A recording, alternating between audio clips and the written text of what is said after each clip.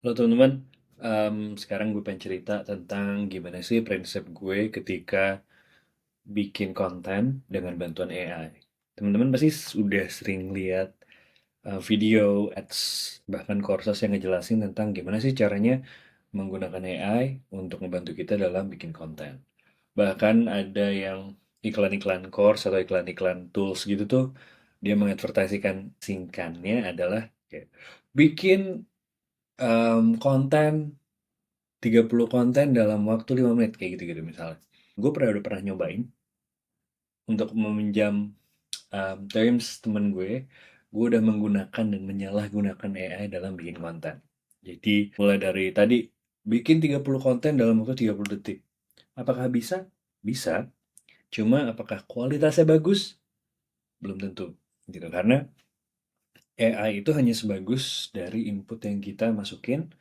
Jadi ketika input yang kita masukin jelek atau bahkan nggak ada, kayak kita nge-prompt, tolong bikin 30 konten untuk Instagram tentang cara belajar yang baik dan benar. Dia langsung ngeluarin benar. Itu cuma hasilnya karena inputnya cuma gitu aja ya kurang gitu.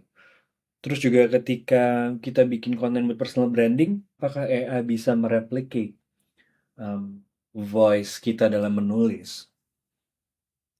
Menurut pengalaman gue, 60-70% mungkin iya gitu. Tapi kalau kita pakai begitu aja dari AI plek ketiplek 100% copy paste, percaya sama gue hasilnya kurang. Apalagi untuk personal branding ya. Apalagi juga dipakai buat brand. Apakah voice-nya udah sesuai dengan tone and manner, tone of voice dia? Belum tentu gitu.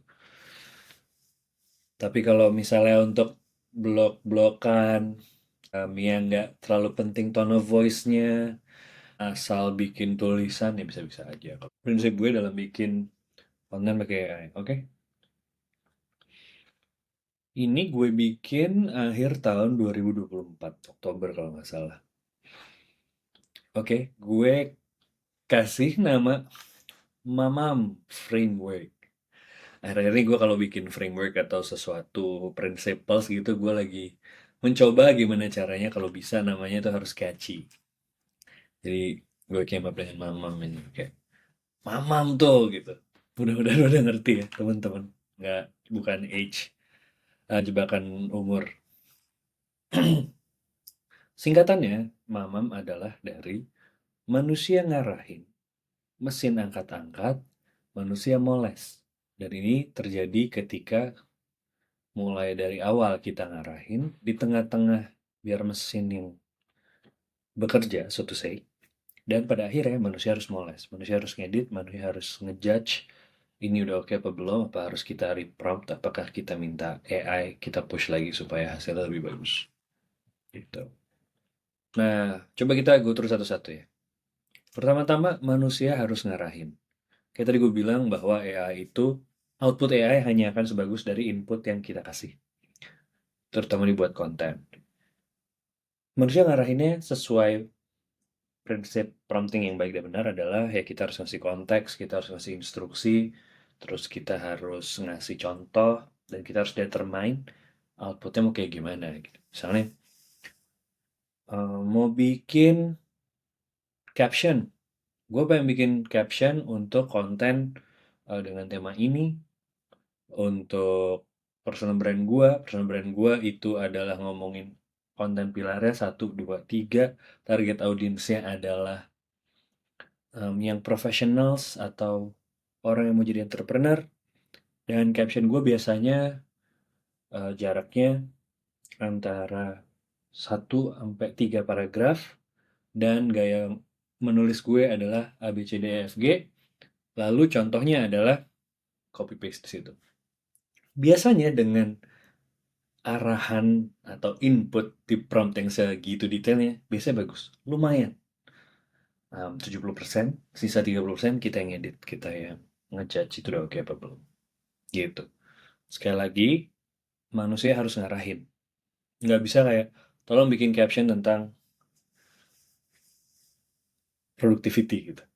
Udah pasti abal banget, karena AI akan nyari yang general-general aja. Gitu, oke? Jadi yang pertama, manusia harus ngarahin. Ngarahinnya kayak gimana? Ngarahinnya selengkap mungkin, sebisa mungkin ngasih konteks selengkap-lengkapnya buat si AI. Oke.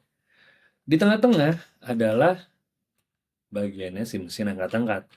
Ini ya udah AI-nya akan bekerja di sini. Hmm, apa yang bisa gue share di sini? Dengan model yang semakin banyak, ada ChatGPT, ada Claude. ChatGPT sekarang ada O1, 4O, O3, O3 mini, segala macam. Deep research apalagi yang sekarang paling baru. Kita harus tahu bedanya model itu tuh apa, spesialisasinya model itu apa. Yang gue tahu sekarang, anything general pakai ChatGPT, anything about writing dan coding masih Claude Sonnet 3,5 gitu. Tapi lu juga harus beneran pakai dan ngerasain outputnya tuh gimana. Untuk kita beneran tahu, bukan cuma tahu secara teori, tapi tahu udah pernah ngerasain, oh ini tuh kayak gimana. Jadi ketika lo tahu beda-beda model itu, lo jadi bisa nentuin lo mau pakai yang mana. Tergantung kerjaan lo yang lagi di mana. Oke. Nah, ketika AI ini bekerja, akhirnya dia akan mengoutputkan sesuatu kan. Output sesuatu, kita terima. Kita terima kerjaannya si AI. Lagi-lagi jangan cepat puas, oke? Jangan main terima aja, jangan rimo, jangan jadi orang Indonesia yang nggak enakan untuk bilang, ah ini kurang bagus, ah ini nggak sesuai yang gue mau, ah ini kurang, cuma gue terima aja deh. Nggak gitu, nggak boleh gitu. Jangan sekali-sekali kayak gitu untuk kerja sama AI. Karena AI ini infinitely patient katanya, jadi kesabarannya tiada habisnya gitu. Arti sampai sekarang ya.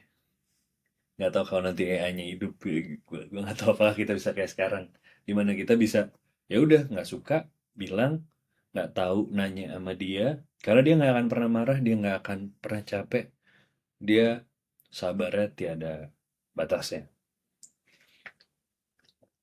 Itu prinsip yang lumayan penting juga. Jadi udah bilang aja perasaan lo apa, beneran udah suka ya udah, tapi nggak suka bilang, nggak sukanya apa bilang, nggak tahu nggak sukanya apa bilang juga nggak apa-apa. Most likely dia akan nanti ngasih beberapa variables yang lo akan ada yang suka. Oke, kita edit. Mamam ya, eh, manusia ngarahin, mesin angkat-angkat. Nanti di di fase terakhir adalah manusia moles. Cuma untuk sebelum moles itu kita harus tadi ya, nggak boleh nggak enakan, kita edit, mana yang masuk sesuai instruksi kita, sesuai yang kita mau, mana yang belum. Sering terjadi, bahkan bukan sering terjadi doang, hampir pasti kita pas kita ngerjain sesuatu, kita prompting sesuatu sama AI, ketika kita ngeliat hasilnya, kita baru inget, oh iya, kurang ini. Oh iya, kenapa nggak gue bilang itu ya? Kenapa nggak gue minta gini? Kenapa nggak gue minta gitu? Oh, ada yang kurang ini. Jadi, nggak apa-apa, itu natural. Kita bisa edit promptnya lagi, supaya sesuai dengan yang kita mau. Jadi di sini manusia harus moles. Oke? Dari hasilnya tadi kita mau edit promptnya supaya dapat hasil yang lebih bagus, atau kalau kita udah puas dengan hasilnya, dengan output dari AI, kita poles, kita edit, kita sesuaikan dengan tone of voice dan guideline yang kita butuhkan untuk pekerjaan itu. Misalnya mau buat brand ya kita sesuaikan dengan brandnya.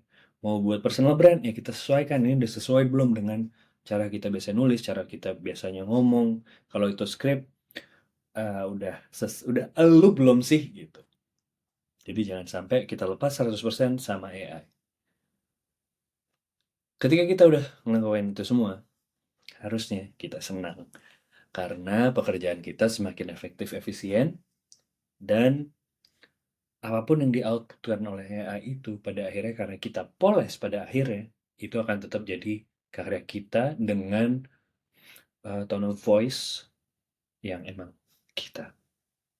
Semoga membantu, dan like and subscribe ya kalau suka. Thanks.